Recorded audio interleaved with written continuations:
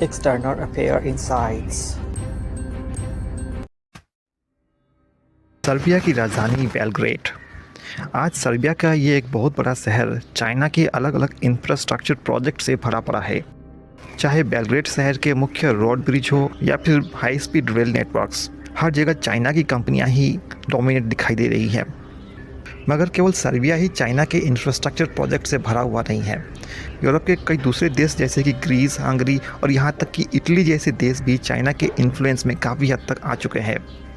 हालांकि इटली में Giorgia Meloni के सत्ता में आने के बाद से उन्होंने इटली को चाइना के बेल्ट एंड रोड इनिशिएटिव से बाहर निकालने में सफलता जरूर पाई, परंतु आज भी इटली में चाइना का प्रेजेंस काफ़ी मजबूत है और चाइना का पकड़ दिन प्रतिदिन यूरोपियन देशों में काफ़ी मजबूत होती जा रही है। आज के समय यूरोप के ज़्यादातर फार्मास्यूटिकल प्रोडक्ट्स चाइना से ही इंपोर्ट की जा रही हैं और चाइना की इलेक्ट्रिक कार मैन्युफैक्चरिंग कंपनियां यूरोप के इलेक्ट्रिकल व्हीकल मार्केट में अहम शेयर ऑक्यूपाई करती जा रही है। चाइना का 5G नेटवर्क आज भी यूरोप के कई देशों में कंज्यूम किया जा रहा है और चाइना आज के समय यूरोप के लिए सबसे बड़ा रेयर अर्थ एलिमेंट का सप्लायर के तौर पर उभर कर सामने आया है। आज के समय चाइना गैलेनियम, जर्मेनियम जैसे महत्वपूर्ण रेयर अर्थ एलिमेंट्स का एक्सपोर्ट यूरोप को कर रहा है। कल्पना कीजिए कि यदि चाइना किसी दिन इन सभी रेयर अर्थ एलिमेंट्स का एक्सपोर्ट यूरोप को बंद कर दे तो फिर ऐसे में यूरोप की अर्थव्यवस्था का क्या हाल होगा। आज के समय यूरोप की अर्थव्यवस्था जो ऑलरेडी काफ़ी हद तक स्लो ग्रोथ रेट के साथ आगे बढ़ रही है, हो सकता है कि ऐसी स्थिति में वो बिल्कुल रिसेशन में ही चला जाए। और इन सभी बातों से ये समझ में आता है कि आज के समय चाइना यूरोप में काफ़ी ज़्यादा पावरफुल हो चुका है और चाइना के बढ़ने वाले इन्फ्लुएंस पूरी दुनिया के वर्ल्ड ऑर्डर को बुरी तरीके से प्रभावित करने जा रहा है। लेकिन आखिर चाइना यूरोप में इतना ज़्यादा मजबूत कैसे हो पाया और किस प्रकार से यूरोप में चाइना की यह मजबूती पूरी दुनिया को एक अलग ही बदलाव की तरफ लेके जा रहा है।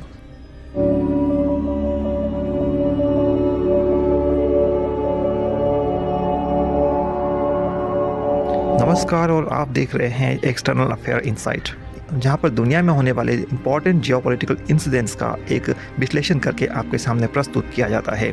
यहां आने वाली सभी वीडियोस आपके एग्ज़ाम प्रिपरेशन में काफ़ी हेल्पफुल होंगी।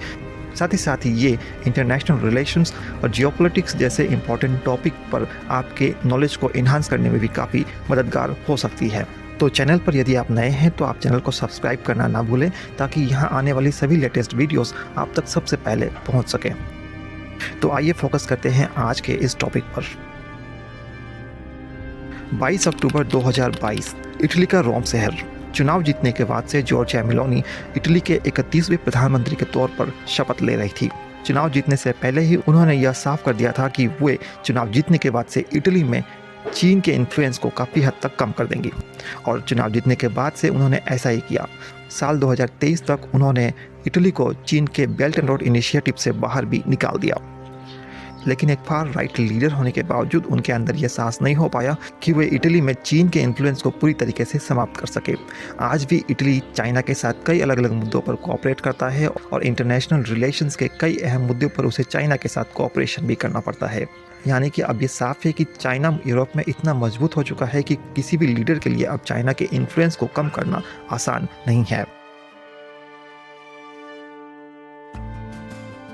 जर्मनी के कई बड़े मेगा सिटीज़ जैसे कि बर्लिन, फ्रैंकफर्ट, म्यूनिक या फिर हैम्बर्ग, इन सभी में आज के समय चाइना की इलेक्ट्रिकल कार मैन्युफैक्चरिंग कंपनियां काफ़ी ज़्यादा लोकप्रिय होती जा रही हैं। हालांकि आज के समय जर्मनी में वहीं के home grown world famous car manufacturing companies मौजूद है, जैसे कि जर्मनी की वोल्क्सवैगन जैसी कंपनियां वहां पर प्रीमियम इलेक्ट्रिकल कार मैन्युफैक्चरिंग करती हैं और मॉडर्न टेक्नोलॉजी की इलेक्ट्रिकल कार्स प्रोवाइड भी कर पा रही है। परंतु आज के समय ये जर्मन कंपनियां चाइना की इलेक्ट्रिकल कार मैन्युफैक्चरिंग कंपनियों से एक बहुत बड़ी कॉम्पिटिशन फेस कर रही हैं। चाइना की इलेक्ट्रिकल कार मैन्युफैक्चरिंग कंपनियां जैसे कि BYD, पोलस्टार, नियो, इन सभी का अब जर्मनी के ऑटोमोबाइल मार्केट में लगातार शेयर्स बढ़ते जा रहे हैं। और ये केवल जर्मनी का ही हाल नहीं है, बल्कि लगभग सारे यूरोप में ही ऐसा ही देखने को मिल रहा है। चाइनीज़ कंपनियां आज के समय काफ़ी कम कीमतों में एडवांस फीचर्स और मॉडर्न टेक्नोलॉजी वाली इलेक्ट्रिकल कार्स प्रोवाइड कर पा रही हैं, जो कि यूरोपियन कंपनीज द्वारा प्रोवाइड की जा रही कार्स की तुलना में काफ़ी ज़्यादा रेंज प्रोवाइड करती है और उनकी कीमतें भी यूरोपियन कार्स के मुकाबले काफ़ी कम होती है, जिसके वजह से आज के समय चाइनीज़ कंपनियां पूरे के पूरे यूरोप में डोमिनेट करती हुई दिखाई दे रही हैं। और अगर ऑटोमोबाइल सेक्टर से बाहर निकले तो दूसरे इंपॉर्टेंट सेक्टर्स जैसे कि फार्मास्यूटिकल सेक्टर्स में भी लगभग यही देखने को मिलता है। आज के समय यूरोप अपने ज़रूरत के ज़्यादा मेडिसिन्स और फार्मास्यूटिकल प्रोडक्ट इंपोर्ट करता है और इसमें सबसे बड़ा शेयर चाइना का होता है। अगर आज के समय ये सभी यूरोपीय देश चाइना से इंपोर्ट की जाने वाली इन सभी मेडिसिन्स का इंपोर्ट करना बंद कर दे और इन्हें खुद से प्रोड्यूस करना भी चाहे, तो भी इन्हें इन सभी मेडिसिन्स को प्रोड्यूस करने के लिए ज़रूरी APIs को चाइना से ही इंपोर्ट करना होगा। यानी कि इस फील्ड में चाइना एक तरीके से इनएविटेबल है और मेडिसिन जैसे एक एसेंशियल और इम्पॉर्टेंट प्रोडक्ट पर जिस प्रकार से आज के समय यूरोप चाइना पर निर्भर हो चुका है, वो एक बहुत ही बड़े वल्नरेबल कंडीशंस को दिखा रहा है। और एक और सेक्टर जिस पर यूरोपियन यूनियन चाहकर भी कुछ नहीं कर सकती, वो है रेयर अर्थ एलिमेंट्स का मार्केट। आज के समय ये चाइना ही है जो यूरोप के लिए रिक्वायर्ड सभी इंपॉर्टेंट रेयर अर्थ एलिमेंट्स का एक्सपोर्ट करता है। चाहे गैलेनियम हो जिसका उपयोग सोलर पैनल्स और 5G नेटवर्क्स में किया जाता है, या फिर जर्मेनियम जैसे इंपॉर्टेंट रेयर अर्थ एलिमेंट जिसका उपयोग फाइबर ऑप्टिक्स के प्रोडक्शन में किया जाता है। इसके अलावा नियोडाइनियम, टेरिबियम जैसे इंपॉर्टेंट रेयर अर्थ एलिमेंट्स का एक्सपोर्ट यूरोप को चाइना ही करता है। ऐसे में क्या हो यदि चाइना यूरोप को एक्सपोर्ट की जाने वाली इन सभी रेयर अर्थ एलिमेंट्स का एक्सपोर्ट करने से ही मना कर दे।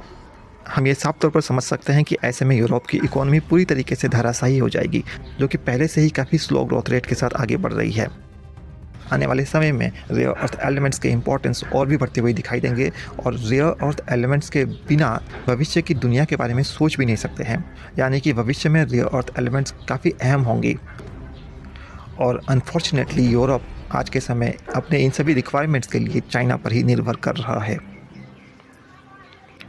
आज के समय चाइना का इन्फ्लुएंस यूरोप में इतना ज़्यादा हो गया है कि आज के समय पूरा का पूरा यूरोप चाइना के मुद्दे को लेकर के दो हिस्सों में बटा हुआ दिखाई दे रहा है। यूरोप में कई ऐसे देश हैं जो कि चाइना के काफ़ी फेवर में दिखाई देते हैं और इनके संबंध चाइना के साथ इतने ज़्यादा मजबूत हो चुके हैं कि ये चाहकर भी चाइना के खिलाफ कुछ नहीं बोल सकते। यूरोप के कई देश जैसे कि सर्बिया, हंगरी, ग्रीस जैसे देशों ने चाइना से इतने ज़्यादा लोन्स ले रखी हैं कि ये आज के समय चाइना के खिलाफ कुछ भी नहीं बोल पा रहे हैं। चाइना अपने बेल्ट एंड रोड इनिशिएटिव के द्वारा इन सभी देशों में कई सारे इंफ्रास्ट्रक्चर प्रोजेक्ट्स को भी रन कर रहा है, जिसकी वजह से ये सभी देश आज चाइना के काफ़ी फेवर में दिखाई देते हैं और यहाँ तक कि दूसरे यूरोपीय देशों के नेशनल इंटरेस्ट को भी इग्नोर कर रहे हैं। वहीं आज के समय यूरोप में कई दूसरे देश जैसे कि जर्मनी, फ्रांस, UK इत्यादि चाइना को एक फ्यूचर थ्रेट के तौर पर देख रहे हैं और ये सभी देश चाइना में हो रहे ह्यूमन राइट वायलेशन को लेकर के काफ़ी ज़्यादा कंसर्न्स भी दिखाते हैं। जिस प्रकार से आज के समय चाइनीज़ कंपनियां यूरोपियन कंपनीज़ पर गुप्त जासूसी कर रही है और उनके टेक्नोलॉजी को चुराने का काम कर रही है, इसके वजह से भी यूरोप के ये देश चाइना को एक थ्रेट के तौर पर ही देख रहे हैं। एक समय था जब ब्रिटेन ने चाइना की कंपनी ह्यूवेई के साथ 5G टेक्नोलॉजी को लेकर के कोऑपरेट करने का मन बनाया था, लेकिन बाद में सिक्योरिटी रीजंस को ध्यान में रखते हुए UK की सरकार ने चाइनीज़ कंपनी को 5G नेटवर्क के लिए कोऑपरेशन करने से मना कर दिया था। इन सभी देशों के अलावा यूरोप में कुछ ऐसे भी देश हैं जो चाइना को लेकर के काफ़ी ज़्यादा कड़ा रुख रखते हैं। इन्हीं देशों में नाम आता है चेक रिपब्लिक का। अभी कुछ वर्ष पहले ही चेक रिपब्लिक जैसे देशों ने ताइवान के साथ अपने संबंधों को काफ़ी मजबूत किया है। हालांकि चाइना ने इसके खिलाफ काफ़ी प्रेशर भी डाला था, परंतु चाइनीज़ प्रेशर को इग्नोर करते हुए इस देश ने ताइवान के साथ अपने संबंधों को ज़्यादा महत्व प्रदान किया। यानी कि इन सभी बातों से हमें ये साफ साफ दिखाई दे रहा है कि चाइना की इन्फ्लुएंस इस कदर बढ़ चुका है कि पूरा का पूरा यूरोप दो धड़ों में बढ़ता हुआ दिखाई दे रहा है और यूरोप में चाइना का बढ़ने वाला इन्फ्लुएंस आने वाले वर्षों में यूरोप को कहीं से भी बख्शने वाला नहीं है और आने वाले वर्षों में चाइना का इन्फ्लुएंस लगातार बढ़ते ही देखने को मिलेगा। बाकी आप इस मुद्दे पर क्या सोचते हैं कमेंट बॉक्स में ज़रूर बताएं। क्या आपको लगता है कि आने वाले समय में चाइना और ज़्यादा मजबूत होगा या फिर यूरोपियन कंट्रीज़ चाइना के इन्फ्लुएंस को काउंटर करने में सफल हो पाएंगी? बताइएगा ज़रूर कमेंट बॉक्स में, हम जानना चाहेंगे आपके इस विषय में क्या राय है। और अब समय आ गया है आज के प्रश्न का। हमारा आज का प्रश्न आज के इसी मुद्दे पर ही आधारित है। आज का प्रश्न है कि यूरोप में चीन के बढ़ते इन्फ्लुएंस को आप किस प्रकार से देखते हैं और यूरोप में बढ़ने वाला चीन का इन्फ्लुएंस किस प्रकार से यूरोप के सॉवरेनिटी के लिए एक बहुत बड़ा खतरा है। इसे समझाते हुए 250 शब्दों में लिखें। आशा करते हैं कि आप इसे सही प्रकार से लिख पाएंगे। और हाँ, यदि आपके कोई सुझाव हो या फिर कोई प्रश्न हो तो आप हमें कमेंट बॉक्स में ज़रूर बताएं।